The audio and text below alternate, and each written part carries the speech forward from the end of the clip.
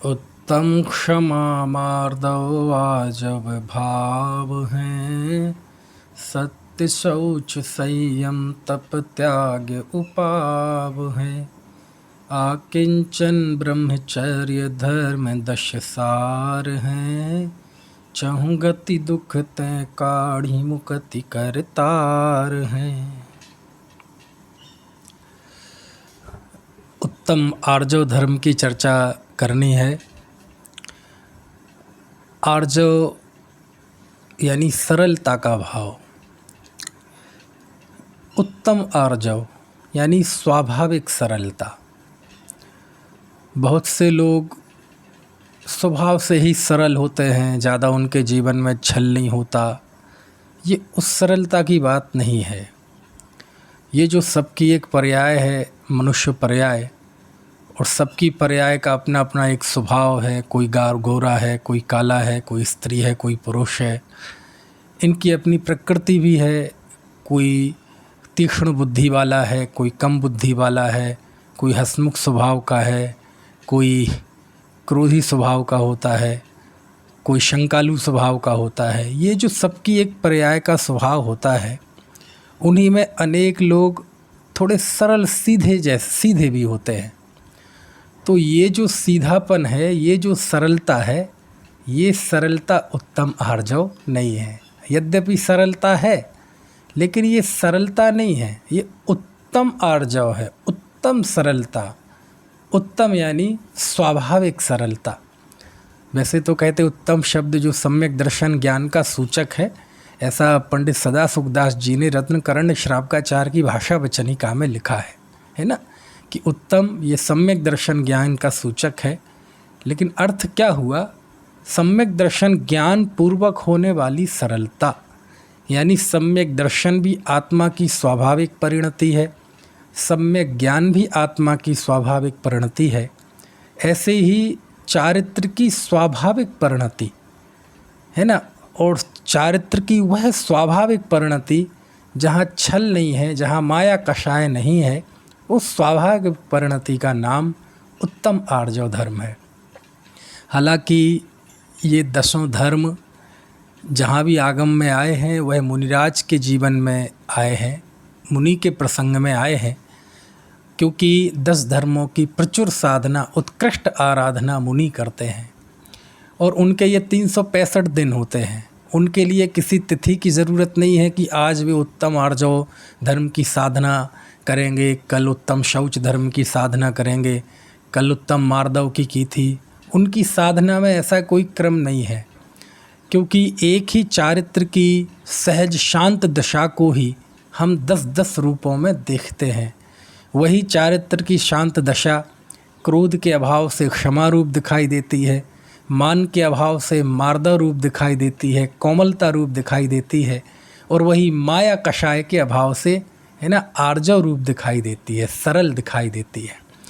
तो 10 धर्म जिनके होते हैं वास्तव में, उनके तो 365 दिन होते हैं। लेकिन जब बात तिथि की आती है, पर्व की आती है, तो उसका संबंध मुख्य रूप से गृहस्थों से होता है। तो चूँकि गृहस्थ का जीवन इन 10 धर्ममय नहीं होता, तो कम से कम हमारे पूर्वजों ने ये व्यवस्था दी कि हम 10 दिन ऐसे निकालें जब रोज़ एक एक धर्म की पृथक पृथक चर्चा करें, वार्ता करें, उस योग्य अपनी परिणति बनाने की कोशिश करें। क्योंकि 10 धर्म रूप परिणति बहुत विशाल और विराट परिणति है, और गृहस्थ जीवन में वैसी विराट है ना परिणति नहीं हो सकती। तो कम से कम उसकी भेद करके हम साधना करें, भेद करके उसके बारे में हम विचार करें। इसलिए ये 10 धर्मों की व्यवस्था पर्व के रूप में हमारे पूर्वजों ने दी। क्या है उत्तम आर्जव? कपट न कीजे कोय, चोरन के पुर ना बसे, सरल स्वभावी होय, ताके घर बहु संपदा। कपट न कीजे कोई। चूँकि ये 10 धर्म पर्व गृहस्थ की मुख्यता से हैं, इसलिए पूजन में भी गृहस्थ की मुख्यता से ही बात आई है ना। क्या है, कपट न कीजिए कोई, चोरन के पुर ना बसें, छल ना करें। वैसे तो ये माया नाम की कषाय 9वें गुणस्थान के अंतिम भाग में जाके ख़त्म होती है। 9वें गुणस्थान अनिवृत्तिकरण गुणस्थान के 5 भाग किए हैं, उसके 5वें भाग में माया कषाय का नाश होता है। इस युग में 7वें गुणस्थान से तो ऊपर कोई जाता नहीं है ना, तो पूर्णतः तो माया कषाय का नाश संभव नहीं है इस युग में। लेकिन जो जहाँ जिस स्थिति में है उस भूमिका के अनुसार माया कषाय का नाश कर सकता है। यदि वह जीव मिथ्या दृष्टि है तो सबसे पहले उसे अनंतानुबंधी छल का नाश करना चाहिए। यदि सम्यक दृष्टि है लेकिन असंयमी है तो उसे जो चारित्र में छल रूप प्रवृत्ति दिखाई देती है ना, उसको क्रश करना चाहिए। यदि वह देशव्रती है तो है ना, प्रत्याख्यानावरण जो छल है उसको क्रश करना चाहिए। यानी जो जहाँ है उस स्थिति में उस छल का नाश करने का उपाय करे। क्योंकि जब तक 9वें गुणस्थान के अंतिम में जाके जब तक माया का नाश नहीं होता है तो स्वाभाविक है कहीं ना कहीं किसी न किसी रूप में वह हर जीव के जीवन में वह छल है। समझ में आया? इसलिए तो मैं कहता हूँ कि ये जो बाहर में पर्याय के स्वभाव रूप जो सरलता दिखाई देती है, इस सरलता की बात यहाँ नहीं है। हो सकता है कोई जीव बाहर में बड़ा सीधा दिखाई दे, सरल दिखाई दे, लेकिन अंदर में अनंतानुबंधी छल उसके पल रहा हो। कोई जीव बाहर में उतना सरल दिखाई नहीं देता, लेकिन हो सकता है उसके अंदर अनंतानुबंधी छल ना हो, क्योंकि ये आत्मा के धर्म है। आत्मा की साधना से स्वाभाविक रूप से चारित्र में प्रकट होते हैं। ये हमारी मनुष्य पर्याय के जो पर्याय होती है सब जीवों की, उस पर्याय का नेचर नहीं है ना। तो कहते हैं कपट ना कीजिए कोई, कोई कपट ना करें, कोई भी ना करे, है ना। चोरन के पुर ना बसें, क्योंकि चोरों के नगर बसते नहीं हैं। क्या मतलब हुआ, चोरों के नगर नहीं बसते? हाँ, एक तरह का ये मुहावरा है ना। क्योंकि नगर बसना यानी आपस में सहिष्णुता होना, आपस में प्रेम होना, आपस में सुरक्षा की भावना, आपस में विश्वास की भावना, आपस में एक दूसरे के सुख दुख को बांटना, अनुशासन में रहना। तो नगर में रहने का मतलब ही तो ये है। जंगल में कोई क्यों नहीं रहता? क्योंकि वहाँ सुरक्षा नहीं हो सकती, वहाँ सुख दुख बांटने वाला नहीं है कोई, वहाँ बातचीत करने वाला नहीं है कोई, वहाँ हमारा स्थितीकरण करने वाला नहीं है कोई। तो नगर में रहना मतलब विश्वसनीयता, नगर में रहना मतलब सुरक्षा। तो कहते हैं भैया चोरों के नगर नहीं बसते। मतलब यदि आपके जीवन में कपट है तो कपट होगा तो आपके जीवन में विश्वसनीयता नहीं होगी, आपके जीवन में शांति नहीं होगी, आपके जीवन में सहिष्णुता नहीं होगी, आपके जीवन में निराकुलता नहीं होगी, आपके जीवन में है ना निर्द्वंदता नहीं होगी। आप शंकालु बने रहेंगे, आपके मन में डर बना रहेगा। क्यों? क्योंकि जो सत्य बोलता है उसे चिंता नहीं करना पड़ता। जो निश्चल व्यक्ति होता है उसे चिंता नहीं करना पड़ता कि मैंने किससे क्या कहा। लेकिन तुम तो छलिया हो, तो तुम्हें ध्यान रखना पड़ेगा कि किसको क्या कहा, किसको क्या कहा। अलग अलग व्यक्तियों से आपकी अलग अलग संवाद होंगे और मन में छल खुलने का हमेशा डर बना रहेगा। तो कहते भैया ऐसे छलिया लोगों के गांव नहीं बसते। मतलब जिनके जीवन में छल होता है उनके जीवन में सहिष्णुता नहीं होती, शांति नहीं होती, है ना, स्थितीकरण नहीं होता, आपस में वात्सल्य नहीं होता, वह विश्वसनीय नहीं होते। इसका नाम है कपट न कीजे कोई, चोरन के पुर ना बसे। लाक्षणिक प्रयोग है। तो क्या करें? इसके विपरीत सरल स्वभावी होए, ताके घर बहु संपदा। लेकिन यदि जी सरल स्वभावी होता है, उसके जीवन में छल नहीं होता, तो उसके घर में बहुत संपदा होती है। घर में बहुत संपदा मतलब हमने तो उल्टा देखा है। हमने तो ये देखा है कि जो सीधे सरल होते हैं वो आमतौर पे गरीब होते हैं, संघर्ष करते हैं, और जो बड़े छलिया होते हैं वो याश करते हैं। उनके घर में बड़े बड़े घर होते हैं, अच्छे व्यापार होते हैं, उनके पास मोटर गाड़ी होती हैं और रईस होते हैं। तो आप तो कह रहे हैं कि जो सरल स्वभावी होता है वह बहुत संपदा युक्त, उसके घर में बहुत संपदा होती है।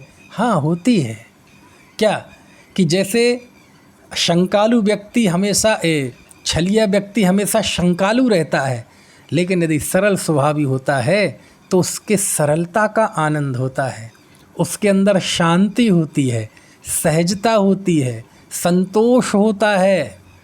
समझ में आया ना? निराकुलता होती है, उद्विग्न नहीं होता वह, समता अंदर में होती है। इसका नाम है ताके घर बहु संपदा। संपदा से मतलब यहाँ रुपए पैसे नहीं, संपदा से यहाँ धन जायदाद नहीं। इसमें तो हो सकता है ये आर्जव धर्म का धारी पीछे हो, क्योंकि धर्मात्मा लोग लोक की दौड़ से तो पीछे ही होते हैं। धर्मात्मा लोग लौकिक प्रतिस्पर्धाओं से तो पीछे ही होते हैं। इसलिए धर्मात्मा व्यक्ति बाहर में अभावग्रस्त भी दिखाई दे सकता है, गरीब दिखाई दे सकता है, उसके कोई बाहर में रिद्धियाँ पैसा ये सब ना हो ऐसा दिखाई देता है, फिर भी उसके घर में बहुत संपदा रहती है। किस बात की संपदा? संपदा मतलब आनंद, संपदा मतलब सुख, संपदा मतलब निराकुलता, संपदा मतलब निर्भयता, संपदा मतलब चेहरे की एक बेफिक्री। क्योंकि यदि वो संपदा ना हो तो हम तो जो हमारे निर्ग्रंथ संत होते हैं उनको कहेंगे ये तो गरीब है, इनके पास कुछ है नहीं। लेकिन इसके बावजूद भी हम जानते हैं कि इनके पास ये लोक में जिसे संपदा कहते हैं वो भले ही ना हो, लेकिन इनके अंदर शांति की, रत्नत्रय की, समता भाव की, शुद्धोपयोग की संपदा है।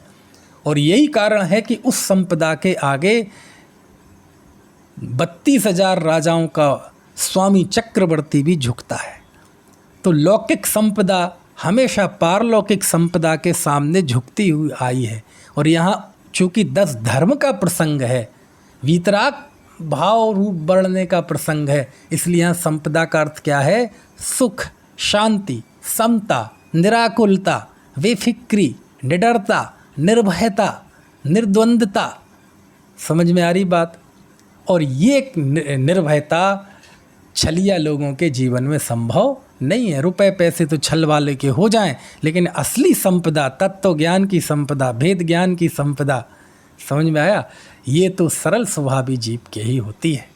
कितना बढ़िया मार्मिक अर्थ है? कपट न कीजे कोय, चूरन के पुर ना बसे, सरल स्वभावी हो, ताके घर बहु संपदा।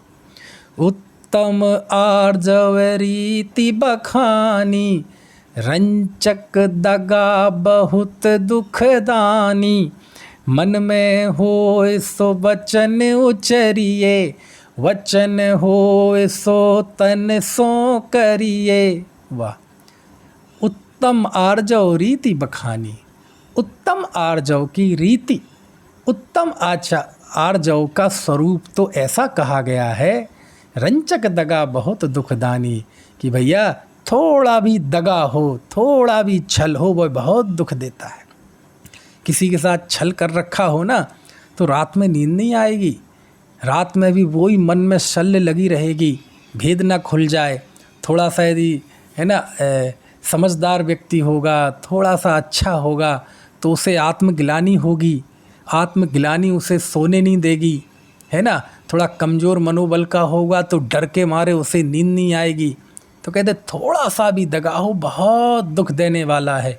उस समय भी दुख देने वाला है, उस समय वह दगा उसे सोने नहीं देगा, उसके स्वास्थ्य की हानि करेगा, उसके परिणामों की हानि करेगा, तो उस समय तो दुख देगा ही देगा।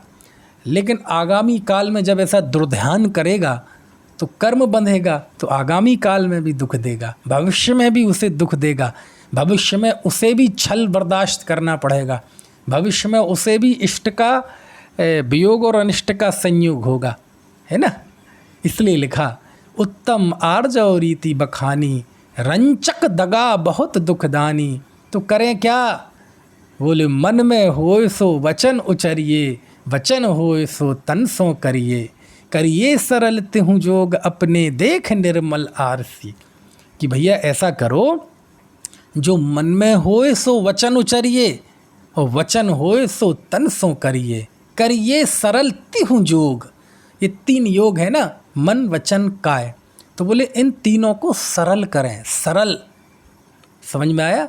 जो मन में होना वही वचन में बोलना, और जो वचन में होए वही करना, इसका नाम है मन वचन काय की सरलता।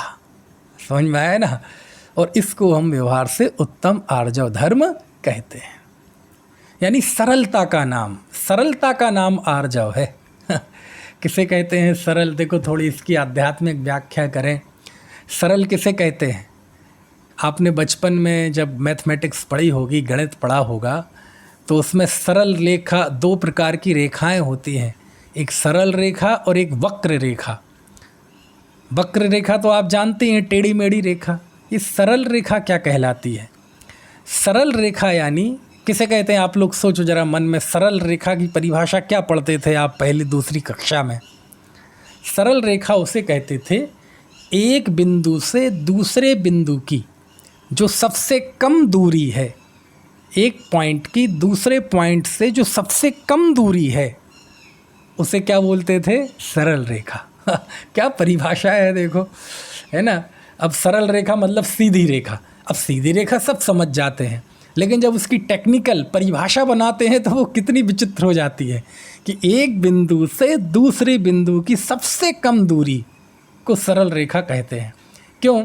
जरा सी भी टेढ़ी होगी तो उससे दूरी बढ़ जाएगी, है ना? यही कारण होता है कि जो हमारा रोड सड़क का रूट होता है ना, मान लीजिए वो है 55 किलोमीटर, तो ट्रेन से कम होता है, 2-3 किलोमीटर घट जाता है। क्यों? ट्रेन बिल्कुल सीधी जाती है, उसके मोड़ भी बहुत ऐसे होते हैं कि जब बार बार नहीं मुड़ती। और सड़क जो बस जाती है जरा में इस तरह मुड़ेगी, इस तरह मुड़ेगी, तो बस का रूट जो 55 किलोमीटर का होगा, ट्रेन का कम का बचेगा, और प्लेन का तो और कम बचेगा, क्योंकि वो तो बिल्कुल नाक की सीधी में जाना है। समझ में आए ना? तो ऐसे ही एक बिंदु से दूसरी बिंदु की जो दूरी है वो सबसे कम दूरी का नाम सरल रेखा है। और स्वाभाविक है कि वो रेखा बिल्कुल कैसी होती है? बिल्कुल सीधी होती है। इसका नाम सरल रेखा। सरलता किसका नाम है? आर्जव धर्म किसका नाम है? एक बिंदु है हमारा त्रिकाली ध्रुव भगवान आत्मा, दूसरा बिंदु है हमारी परिणति। हमारी परिणति और हमारे ज्ञायक भगवान आत्मा की सबसे कम दूरी का नाम सरलता है। सबसे कम दूरी का नाम सरलता है, मतलब ना मन की प्रवृत्ति हो, ना वचन की प्रवृत्ति हो, न काय की प्रवृत्ति हो, है ना? उस परिणति में भगवान आत्मा समा जाए, ये सबसे नज़दीक होना, है ना? एक आत्मा, दूसरा हमारा परिणाम, और आत्मा का परिणाम में प्रकट हो जाना अथवा परिणाम का आत्मा में तल्लीन हो जाना, इसका नाम है सरलता। सबसे कम दूरी आत्मा और परिणाम की, इसका नाम सरलता।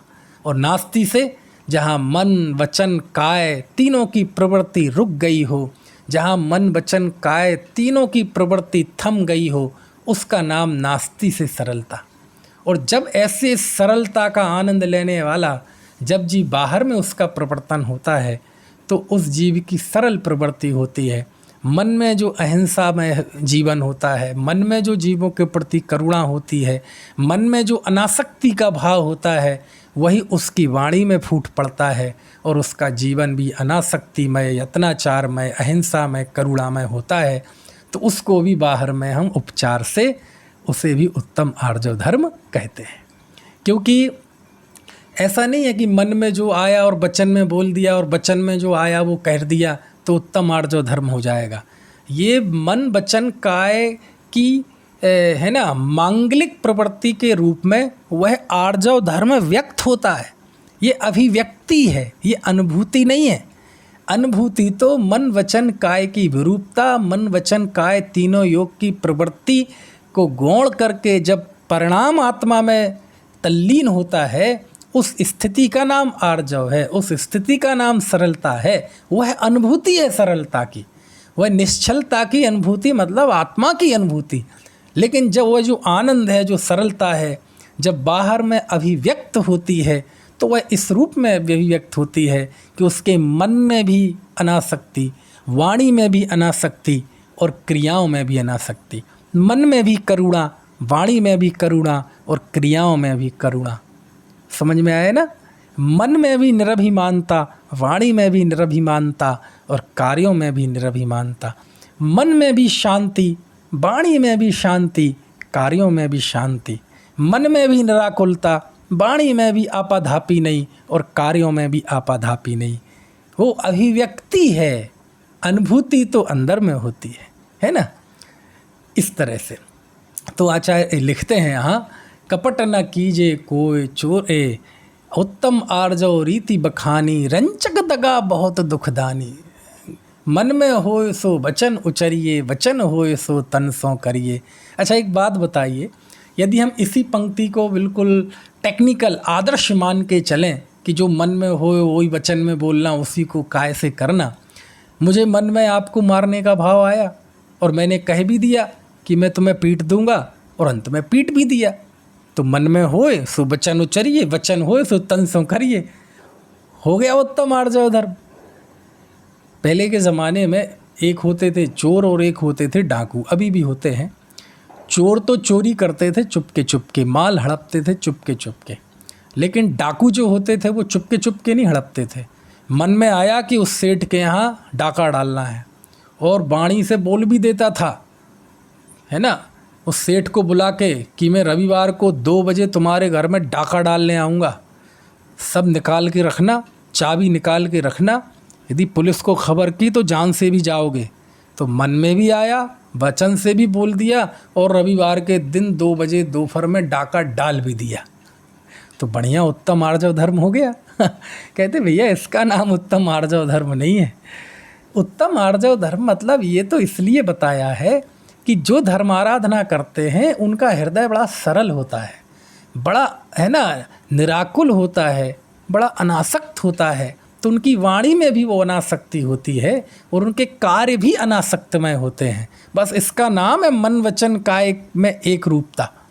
अन्यथा अज्ञानी का मन तो इतना अपवित्र होता है, इतना दूषित होता है, इतना क्रूरता और वासनाओं से भरा हुआ होता है कि उससे तो यही कहते हैं भैया कि मन में कोई भाव आ जाए तो उस मन की निंदा गरहा कर लो, मन के उस पाप की निंदा गरहा कर लो, उसको वाणी में बोलो मत। और कदाचित भाव की तीव्रता की वजह से यदि वाणी में भी वो कलुषता प्रकट हो जाए तो वाणी तक ही सीमित रखना, उसे क्रिया में मत उतारना। मन में होए सो मन में रखिए, वचन न उचरिए, और वचन होए सो तन सो न करिए, है ना। जिसके मन में क्रूरता होती है ना, वक्रता होती है, उसके लिए नहीं है उत्तम आर्जव, उसके लिए नहीं है उपदेश कि मन में हो सो वचन उचरिए, है ना। ये तो इसके लिए है कि हम अपना जीवन इतना पवित्र बनाएं कि मन में हमारे मांगलिक विचार आएँ, वचन भी निकलें तो वचन से भी मंगलपना फूट पड़े, अनासक्ति फूट पड़े, क्षमा भाव फूट पड़े और कार्यों में भी वो मंगल प्रकट हो जाए। उसका नाम व्यवहार से आर्जव धर्म है ना। लेकिन हमारी तो प्रवृत्ति ऐसी हो गई है, 24 घंटे छल का विचार, 24 घंटे छल का विचार, दिन रात। यानी ऐसा लगता है इस जीवन में कि बस छल है, कोई पैसे के लिए छल करता है, कोई प्रतिष्ठा के लिए छल करता है ना। यानी छल के जरिए ही ये दुनिया के सारे उपक्रम करना चाहता है। इसे ना पुण्य पाप के उदय का भरोसा है, ना अपने पुरुषार्थ का भरोसा है, किसी का भरोसा ही नहीं है। ऐसा लगता है कि ये तो ये मानता है कि दुनिया चल रही है तो मेरे छल से और ऐसा नहीं है। ये लोक में तो छलता ही है, दुनिया के लोगों को तो छलता ही है। कभी व्यापारी बन के छलता है, कभी घर का मुखिया बन के छलता है, कभी पंडित बन के छलता है। यदि छल युक्त प्रवृत्ति है, आपके मन में छल है, तो आप किसी भी भूमिका में चले जाएंगे, किसी भी पद पे चले जाएंगे, आप उस पद पे भी जाके छल करेंगे। यदि आपके अंदर, समझ में आया, अपने आत्म स्वरूप की खबर नहीं है ना, छल युक्त प्रवृत्ति है, तो आपको कोई भी भूमिका दे दी जाए, आप मुखिया होंगे, दुकानदार होंगे, नौकरी में होंगे, पंडित होंगे, विद्वान होंगे, त्यागी होंगे, साधु भी बन जाएंगे। लेकिन यदि आप अंदर छल है तो वह छल आपका प्रत्येक भूमिका में उभर कर आएगा और पद का नाश भी करेगा, खुद का नाश करेगा, उस धर्म का नाश भी करेगा। क्यों? क्योंकि छलिया व्यक्ति तो भगवान को नहीं छोड़ता, और लोक में तो छलता है सो छलता ही है। छलिया व्यक्ति भगवान को नहीं छोड़ता। बोलो, मैं आपको बताऊं भगवान को कैसे नहीं छोड़ता। ये छल वाले व्यक्ति के लिए सब कुछ वो बिल्कुल एक डंडे से सबको भागता है। वो धर्म के क्षेत्र में भी आता है तो धर्म के क्षेत्र में भी छल होता है। कैसे होता है देखो, जैसे मैं बताऊं, अभी सुबह आपने पूजन की, ठीक है, कुछ लोग कर रहे होंगे, कुछ लोग करेंगे, ठीक है। हम भगवान से छल नहीं करते, करते हैं कि नहीं? कैसे करते हैं देखो मैं बताता हूँ। इस छल की चर्चा आपने कभी नहीं सुनी होगी। हम भगवान को भी छलते हैं। हम जब बोलते हैं ओम ह्रीं श्री देव शास्त्र गुरुभ्यो जन्म जरा मृत्यु विनाशनाय जलम निर्वपामिति स्वाहा, क्या पवित्र भावना हम भगवान के सामने भा रहे हैं कि हे भगवान, हे देवशास्त्र गुरु, मैं आपके सामने ये जल समर्पित कर रहा हूँ ताकि मेरे जन्म मृत्यु और बुढ़ापे का नाश हो। मैं आपसे पूछता हूँ, आपको जन्म मरण का नाश करना है? आप तो बर्थडे मनाते हैं, आप तो हैप्पी बर्थडे के नाम पे पार्टी करते हैं, समझ में आया ना? आप तो अपनी बर्थडे पार्टी के नाम पे लाखों रुपए खर्च करते हैं, आप तो केक काटते हैं। ऐसी है ना प्रवृत्ति आपकी होती है। एक आपकी उस प्रवृत्ति को देखकर कह सकता है कोई कि इस व्यक्ति को जन्म जरा मृत्यु का नाश करना है? समझ में आया ना? मैं आपसे पूछता हूँ, यदि जन्म एक रोग है, उसके नाश करने की आपकी भावना है, तो सेलिब्रेशन कैसा जन्म का? जो रोग है, जिसका आपको नाश करना है, जिसे आप अनिष्ट मानते हैं, उसका सेलिब्रेशन होता है। आपने कभी सेलिब्रेशन मनाया कि आज के दिन मुझे ज़िंदगी में पहली बार शुगर हुई थी, शुगर की रिपोर्ट आई थी, आज मुझे थायराइड हुआ था, आज मुझे ब्लड प्रेशर हुआ था, आज मुझे कैंसर हुआ था, या मान लीजिए किसी को कोरोना हुआ और कुछ दिन बाद ठीक हो गया, तो तारीख लिख के रखेगा और हर साल को सेलिब्रेशन करेगा, आज के दिन मुझे कोरोना जांच में आया था, मैं धन्य हो गया, नाचेगा, बरसी मनाएगा। कैसी बात करते हो? कभी अनिष्ट चीज़, बुरी चीज़ जिसको हम त्याज्य मानते हैं, कभी उसका सेलिब्रेशन होता है? और हम तो सेलिब्रेशन मनाते हैं, केक काटते हैं, दावतें करते हैं, और भगवान के सामने बोल रहा है कि ओम ह्रीं श्री देवशास्त्र गुरुभ्यो जन्म जरा मृत्यु विनाशनाय जलम निर्वपामिति स्वाहा। ये भगवान से छल नहीं है? तुम लोक को तो छलते ही हो, लेकिन तुमने भगवान को भी नहीं छोड़ा है। अगला बोलते हैं ओम ह्रीं श्री देवशास्त्र गुरुभ्यो संसार ताप विनाशनाय चंदनम निर्वपामिति स्वाहा। हे भगवान, हे देवशास्त्र गुरु, मैं संसार ताप के नाश के लिए आपके सामने चंदन समर्पित करता हूँ। संसार ताप लगता है, पाप का उदय तो चलो सबको दुखदाई लगता है, सबके मन में संताप पैदा करता है, लेकिन पुण्य के उदय में आपको संताप लगता है। जब आपको लौकिक सफलताएं मिलती हैं, जब आपके घर में गाड़ी आती है, अपना आपका बड़ा मकान बनता है, बंगला बनता है, फैक्ट्री बनती है, तब आपको संताप लगता है। जब आपका यशगान होता है, जब आपके खड़े होने पर ताली बजाई जाती हैं, आपकी प्रशंसा की जाती है मंचों से, आपको वो संताप लगता है। जब आप सारी दुनिया गर्मी में जब परेशान होती है और आप बाकायदा एसी में टांग फैलाकर सो रहे हैं, वो आपको संताप लगता है? कहाँ लगता है? वो संताप लगता है नहीं। और भगवान से बोलते हैं कि हमें संसार ताप का नाश करना है। ताप लगता है क्या?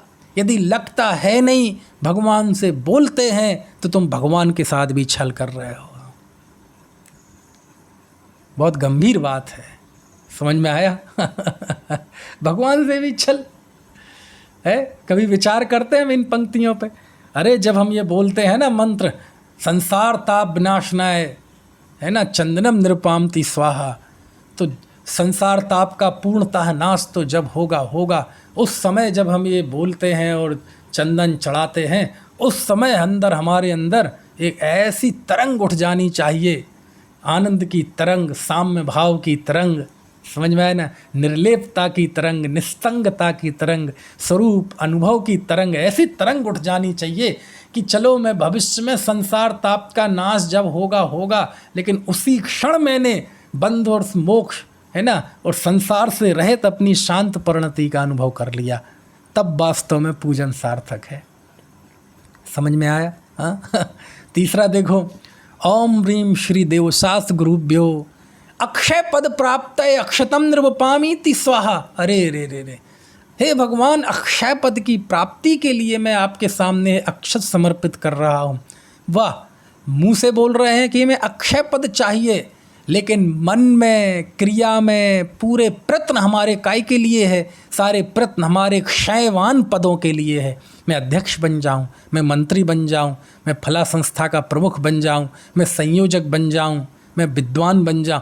हर व्यक्ति को क्षय के रूप, जिन पदों का क्षय हो जाता है, जिन पदों की उम्र ज़्यादा नहीं है, उन पदों के लिए मरा जा रहा है। सारा पुरुषार्थ, सारे प्रयत्न उस, है ना, नश्वर पदों के लिए। लेकिन भगवान के सामने कह रहा है कि भगवान मुझे अक्षय पद चाहिए, मुझे ऐसे पद की प्राप्ति चाहिए जिसका क्षय ना हो।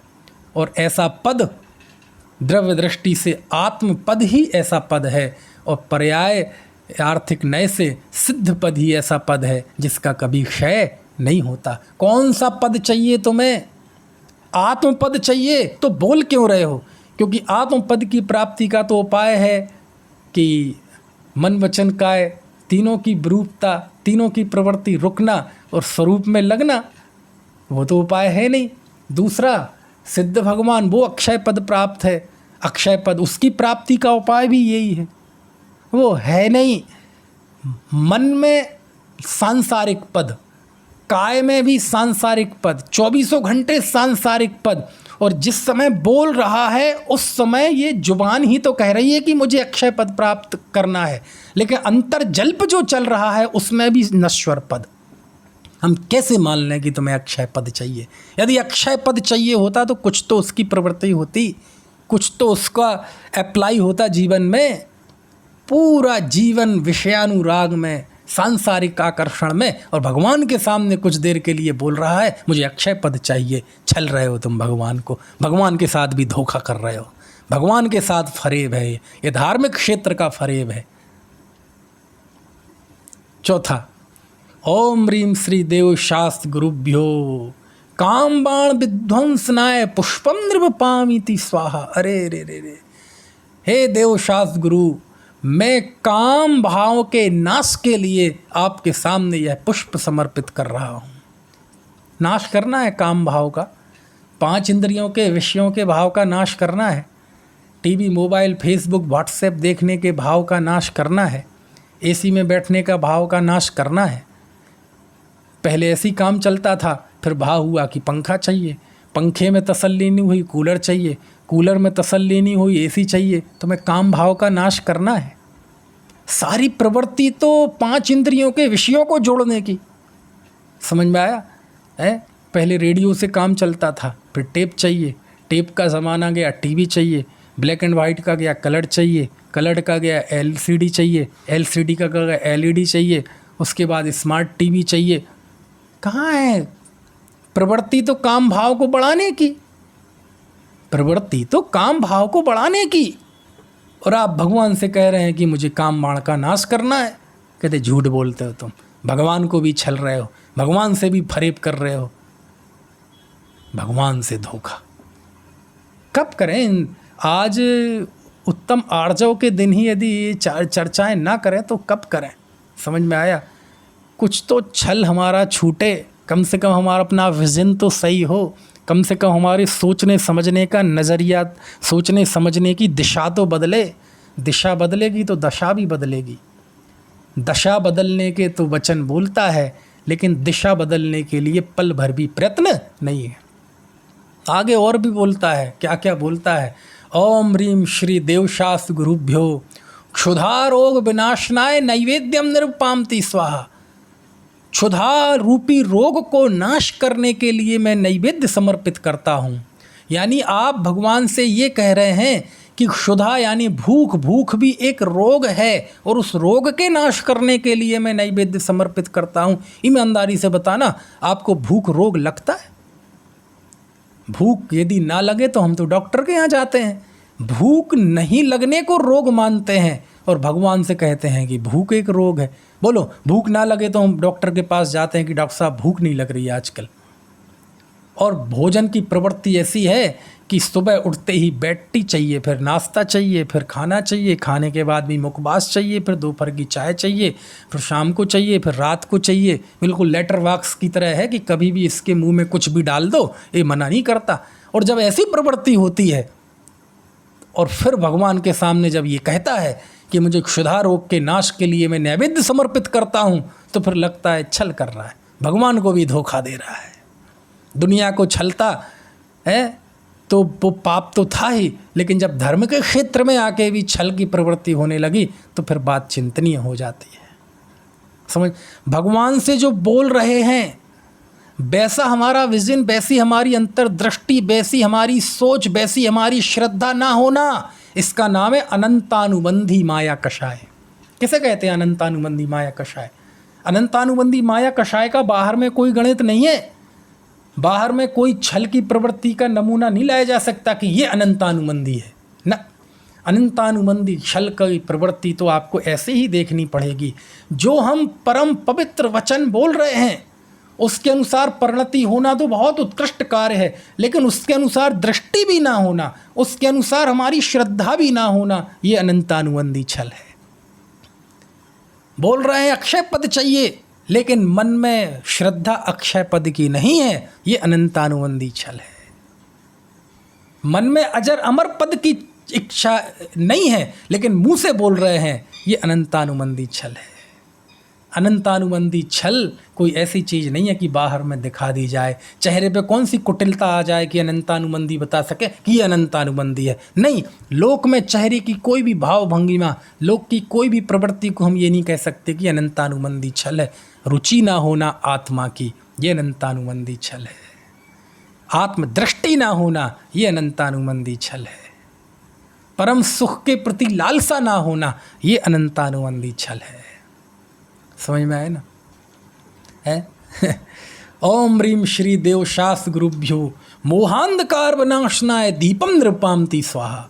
हे भगवान, मैं मोह रूपी अंधकार का नाश करने के लिए आपके सामने दीपक समर्पित कर रहा हूँ। करना है मोह अंधकार का नाश। ये जो मोह भाव है हमारे अंदर, ये मोह कभी आपको अंधकार लगता है, ये मोह आपको कभी अनिष्टकारी लगता है, आपको आपके परिवार के प्रति मोह है, रुपए पैसे के प्रति मोह है, ये मोह आपको लगता है कि ये अनिष्ट है, दुखदाई है। हम तो दुखदाई किसे मानते हैं? परिस्थितियों को दुखदाई मानता है। जो हमारे पैसे नहीं दे रहा उसे दुख का कारण मानते हैं, अपने शत्रु को दुख का कारण मानते हैं, जो आपकी निंदा करता है उसको दुख का कारण मानते हैं। आपने कभी मोह भाव को दुख का कारण माना है? यदि मोह को दुख का कारण मानते तो निर्मोही होने की कोशिश करते। संयोगों को दुख का कारण मानते, इसलिए संयोगों के जुटाने मिटाने में हमारा प्रयत्न रहता है। तो मानते संयोगों को, पाप के उदय को दुख का कारण है, और मुंह से बोलता है मोह अंधकार का नाश करना है, और जब ये प्रवृत्ति होती है तो लगता है तुम भगवान के साथ भी धोखा कर रहे हो, भगवान को भी नहीं छोड़ा। और आगे आ जाओ, अभी तो क्या है, ओम ह्रीम श्री देव शास्त्र गुरुभ्यो अष्ट कर्म दहनाए धूपम नृपामति स्वाहा। आहा, वचन तो देखो आप, वचन तो देखो, सच में वचन तो ऐसे हैं, समझ में आए ना, इंद्र भी लट्टू हो जाए, अहमेंद्र भी लट्टू हो जाए हमारे वचनों पे। हे भगवान, हम आपके सामने धूप समर्पित करते हैं। क्यों? क्योंकि मुझे अष्ट कर्म का नाश करना है अष्ट कर्म का नाश। बता दूं जरा अष्ट कर्म में क्या क्या है। देवगति और देव आयु के नाम पे तो हमारे मुंह में पानी आ जाता है जब हम बोलते हैं कि अष्टकर्म का नाश मैं करना चाहता हूँ, इसलिए धूप समर्पित कर रहा हूँ। इसमें आप ये भी कह रहे हैं कि मैं देव आयु और देवगति का भी नाश करना चाहता हूँ, मैं उच्च गोत्र कर्म का नाश भी करना चाहता हूँ, मैं सुस्वर नाम की प्रकृति, सुभग नाम की प्रकृति, वज्रवृषभ नाराज संघनन, वो तो अभी है भी नहीं, लेकिन हम उसके नाश की भावना भी भा रहे हैं। समझ में आए ना? हम तीर्थंकर प्रकृति नाम कर्म का भी नाश हो, क्योंकि 8 कर्म की नाम कर्म में की जो 93 प्रकृतियां हैं, 8 कर्म है ना, उसमें एक नाम कर्म है। नाम कर्म की 93 प्रकृतियों में एक तीर्थंकर नाम कर्म की प्रकृति भी है, और हम ये भावना भा रहे हैं कि हे भगवान, मेरे तीर्थंकर प्रकृति का भी नाश हो, मेरे साता वेदनी का भी नाश हो। ये भी बोल रहे हैं हम। कब बोल रहे हैं? जब हम ये कहते हैं कि अष्टकर्म दहना धूपम नृपामति स्वाहा। हम तो 16 कारण भावनाओं के नाम पे उछलते हैं। 16 कारण भावनाओं के नाम पे हम तो ऐसे मस्त हो जाते हैं कि बिल्कुल अगले तीर्थंकर हम ही बनने वाले हैं। मन में उस पुण्य के प्रति इतनी लालसा, मन में शुभ कर्मों के प्रति इतनी लालसा, और मुंह से बोल रहा है कि अष्टकर्म का नाश करना है, और जब ये प्रवृत्ति होती है तो इसका नाम है छल।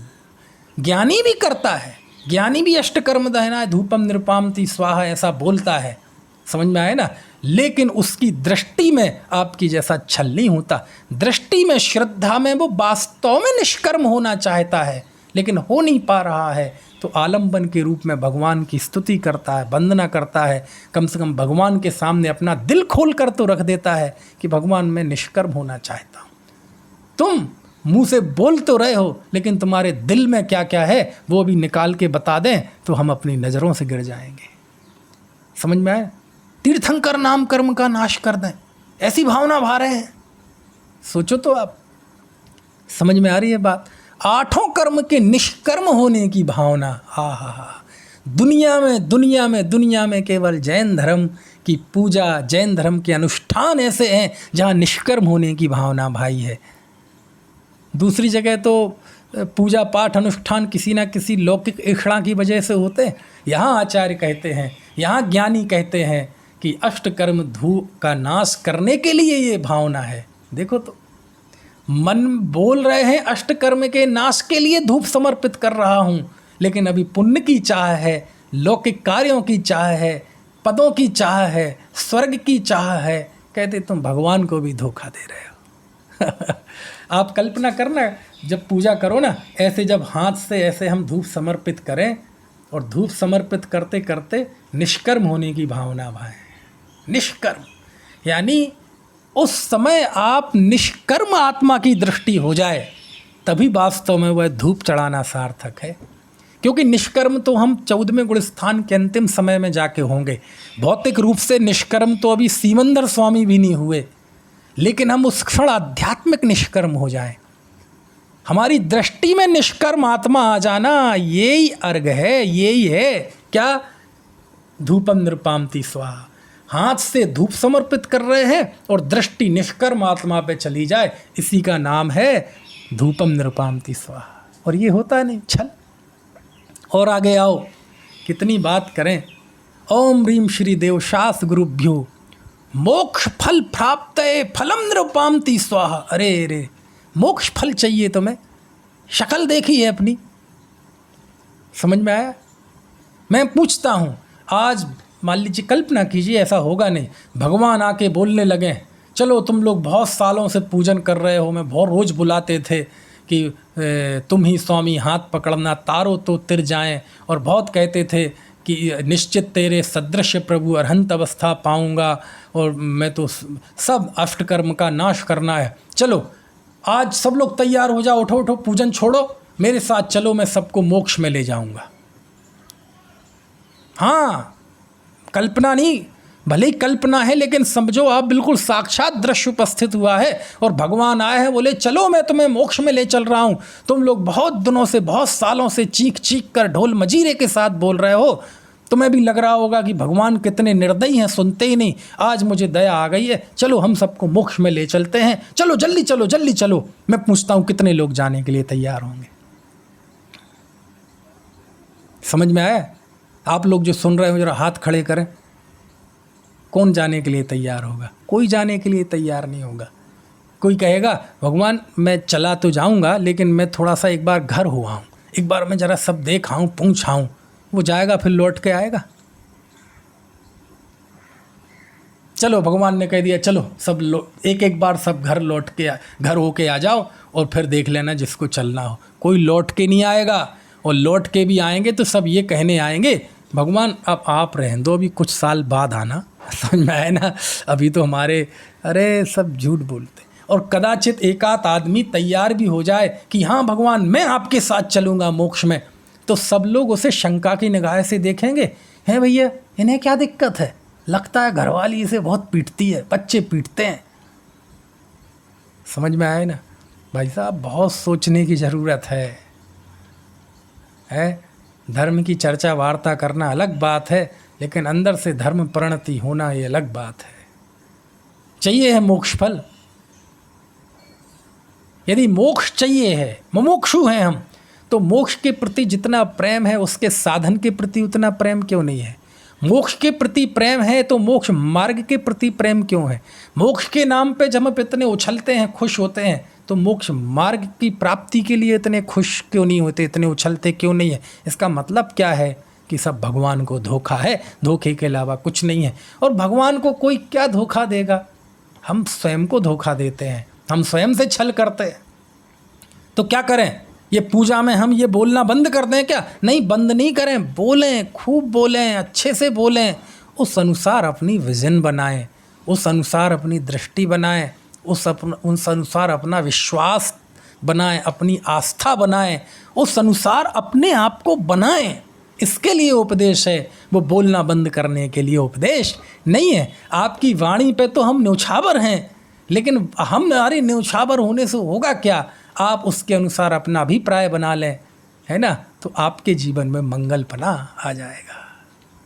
समझ में है ना? रंचक दगा बहुत दुखदानी, ये अनंतानुबंधी छल है जो मैं बात कर रहा हूँ, जिसकी अभी मैंने बात की 8 मंत्रों के माध्यम से। अनंतानुबंधी छल है, यानी वाणी तुम्हारी बढ़िया है लेकिन उसके अनुसार तुम्हारा अभिप्राय नहीं है, ये अनंतानुबंधी छल है, ये मिथ्यात्व की निशानी है। कम से कम इसको धक्का तो पहुँचे आज के दिन। रंचक दगा बहुत दुखदाने, मन में होय सो वचन चाहिए, वचन होय सो तन सो करिए, करिए सरल तिहु जोग अपने, अपने तीनों योग निर्मल करो, कैसे देख निर्मल आरसी। आरसी यानी होता है दर्पण, जैसे दर्पण में हमें जैसा चेहरा होता है वैसा दिखाई देता है ना।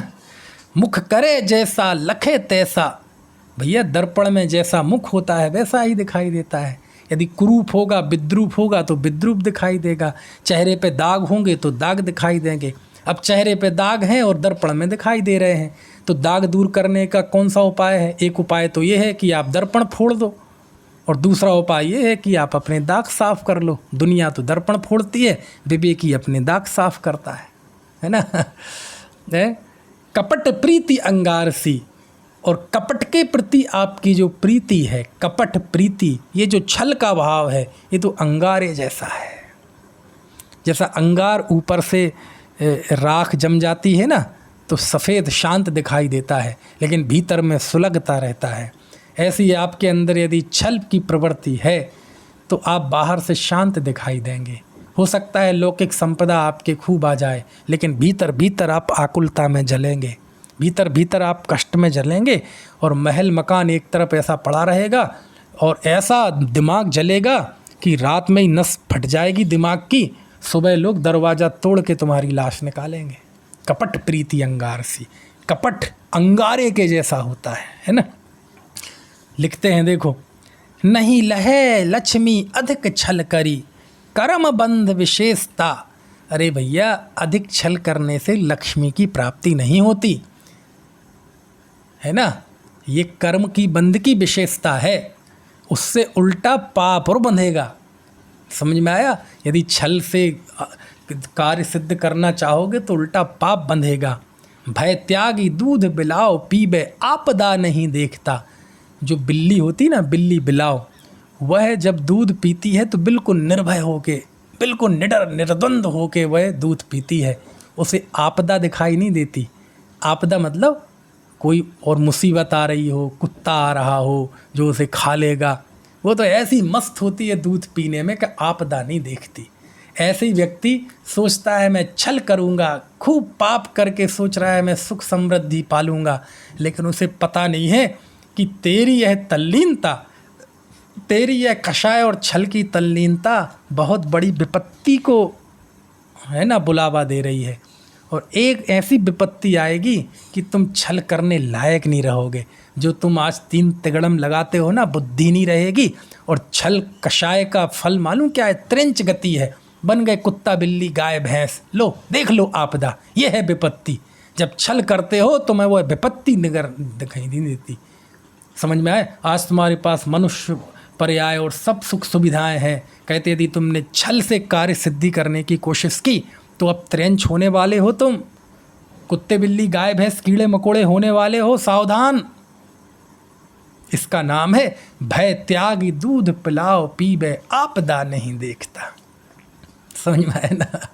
लेकिन वास्तव में हम छल की बाहर से कितनी ही व्याख्याएं कर लें, छल तो यही है। वो पंक्ति है ना आदरणीय पंडित अभय कुमार जी की, जो अपना नहीं उसके अपनेपन में जीवन चला गया, पर मैं अपनापन करके हाँ मैं अपने से छला गया। इससे बड़ा कोई छल नहीं है। किससे छल करें? पर को छलने वाले हम होते कौन हैं? हम स्वयं ही अनंत शक्ति संपन्न वैभव संपन्न स्वयं देव, और उसको भूलकर क्षण क्षण की पर्यायों में एक एक रुपए के लिए, लोग की एक एक सफलता के लिए मर मिटने को तैयार हैं। इससे बड़ा छल क्या होगा? समझ में आए ना। और आज के दिन इस छल को चोट पहुँचे और हमें अपने निश्चल धर्म की का स्मरण हो, इतना भी यदि हो पाया तो इस पर्व की सार्थकता होगी। हम निश्चलता धर्म प्रकट करें, अपने निश्चल आत्म स्वरूप में निश्चलतया निर्भयता से प्रवृत्ति करें, तभी वास्तव में हम निरापद होंगे। हम सब निरापद अवस्था को प्राप्त करें। ऐसी भावना के साथ अभी की बात समाप्त करें।